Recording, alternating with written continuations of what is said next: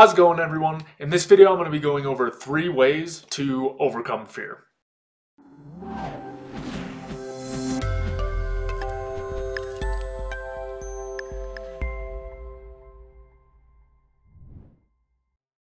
So, like I mentioned, this video is going to be about fear and overcoming fear, and this is something that I'm sure most of us are fairly familiar with, having fear at different points in our lives. So, the first thing that I kind of wanted to touch on is, what is the point of fear, right? What does fear serve? What is the purpose? Because a lot of times what happens now is that we basically run into situations where fear stops us from doing something that we actively want to do. But fear in general is a tool or an emotion that is basically meant to signal that there's some sort of danger or something, that could potentially cause harm. That's how fear is a little bit different than anxiety. Anxiety is kind of just this like ruminating kind of sense of unease or dis-ease that kind of sticks with you about some event that may happen in the future. But fear is a lot more present and a lot more instantaneous. So now that we've kind of parsed out a little bit what fear is and what its purpose is, let's talk about the ways that it kind of blocks you from getting things done, right?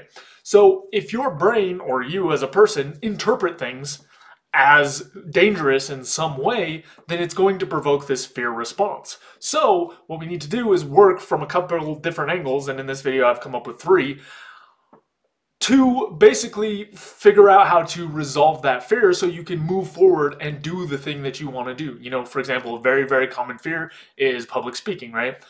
And you may not want to develop that skill, but you may be in a position, like a job, for example, that forces you to do some sort of public speaking in order to keep your job. So you're going to need tools to kind of get over that idea. And of course, it applies to all other different types of fear, right? Fear can be useful when it's actually helping you to avoid something that's dangerous.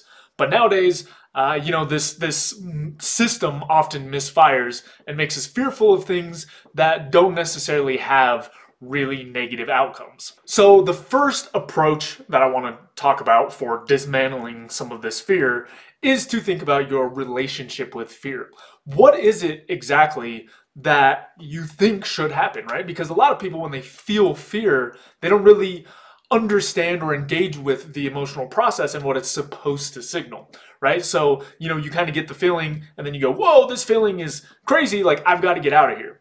Now, your mind and your body may or may not be in the correct place, right? They may not be thinking properly. So, we'll take public speaking again. Public speaking is not actually dangerous, right? There's not anything that's going to happen that's going to cause you harm.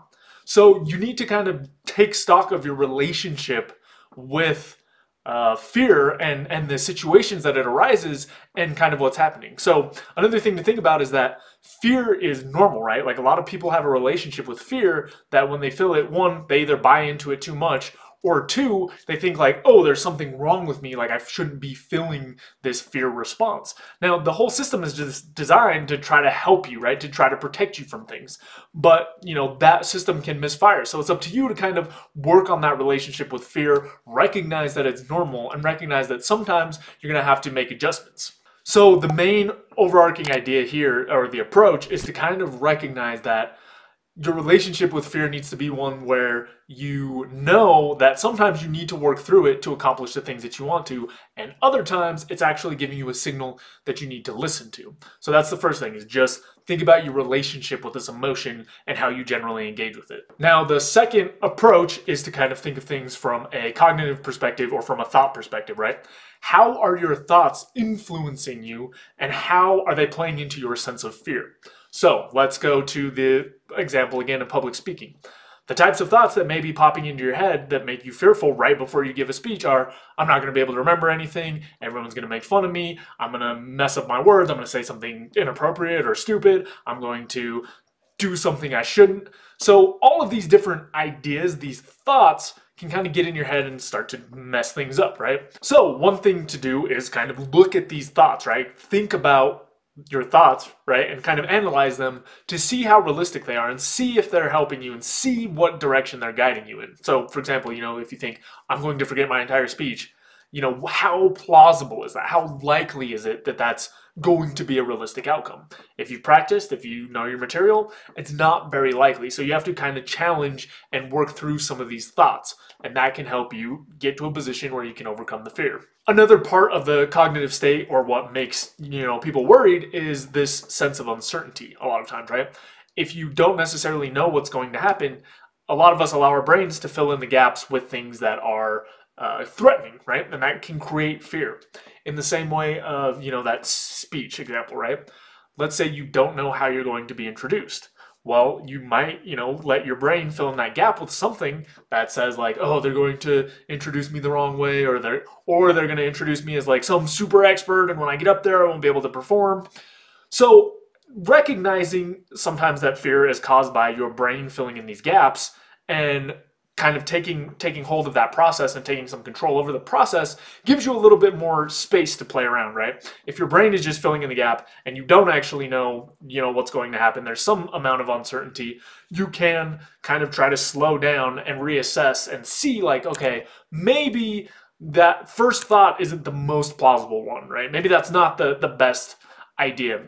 This could happen, and that's something that can help, is like brainstorming some alternatives, right? Like, well, this could happen, or this could happen, or this could happen, and then kind of recognizing that you don't have all the information you need to make a good prediction, and just predicting in a way that's really negative can feed into that fear and make things worse, regardless of what actually ends up happening. Another way to kind of dismantle the cognitive state is to look at what is causing your brain and body to think that there's some sort of danger, right? So looking kind of at the pathway or the connection can help you understand and process the emotion a little bit better. So for public speaking, for example, the associated thing that makes people fearful, or many people fearful, is this sense of potential social isolation, right? Or just making a fool of yourself in some way that has negative social consequences. Now, in the current times, that's not really a big deal, right? These things pass, they go away. But your brain is wired likely to think like, oh, well, I'm going to get kicked out of this group, and getting kicked out of the group means I'm not going to be able to survive. Because our brains are wired for a type of socialization that doesn't quite exist anymore. So you need to recognize, kind of the relationships that your mind is making, or like the ways that your mind has been designed in the past, and the things it's trying to protect you from, because that may not always align with the current reality. So just checking in and kind of paying attention and thinking, okay, why might I have this reaction? Why might I be thinking, oh, this is going to be really bad if I mess it up, even if it's not? And just seeing that relationship can sometimes help dissolve some of the fears.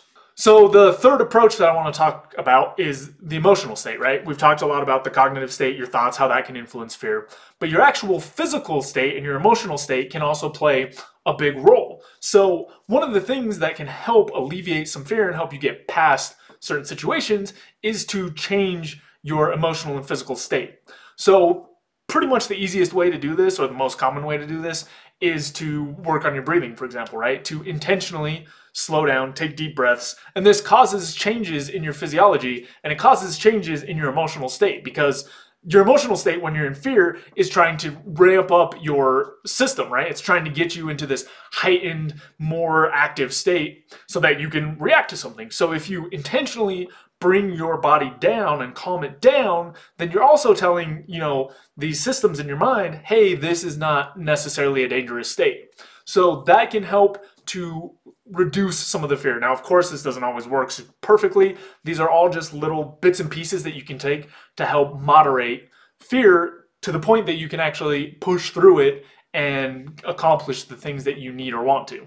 Another tactic in the emotional approach that helps some people is finding a way to transition into some other emotional state, right? So if you have this talk that's coming up and you have all these thoughts that go with it, and it creates this fear and this feeling that's really negative, if you can find a way to kind of transition it into, oh, I have this opportunity to go prove myself, or to practice, or to do whatever, and you can change the emotional state and transition through the fear into something like excitement or maybe nervousness. The way that we kind of like label and interact with these emotions makes a big difference. The other thing that can also help to alleviate a little bit of fear is to do something physical, right? To kind of release some of the energy and get out of your head a little bit, right? Get a little bit more connected with the world around you instead of ruminating in your head over and over and over on this fear response. And between these different tactics, you should be able to moderate your fear response enough to push through. Again, these aren't things that automatically make it go away or disappear. It's more about overcoming the fear, right? It's not dissolving fear. It's not making it go away forever. It's looking at fear in a way that you have tools to kind of work through it and still accomplish what you need to. All right, so hopefully that helps give you a couple of ideas for how to overcome fear, right? There's the three approaches. There's the cognitive piece, there's the emotional piece, and there's just your general relationship with fear. As always, I like to include a couple questions to help, reflect a little bit. 1, what is your relationship with fear? 2, how do you generally manage fear? 3, what is fear preventing you from doing in life? How will you overcome it?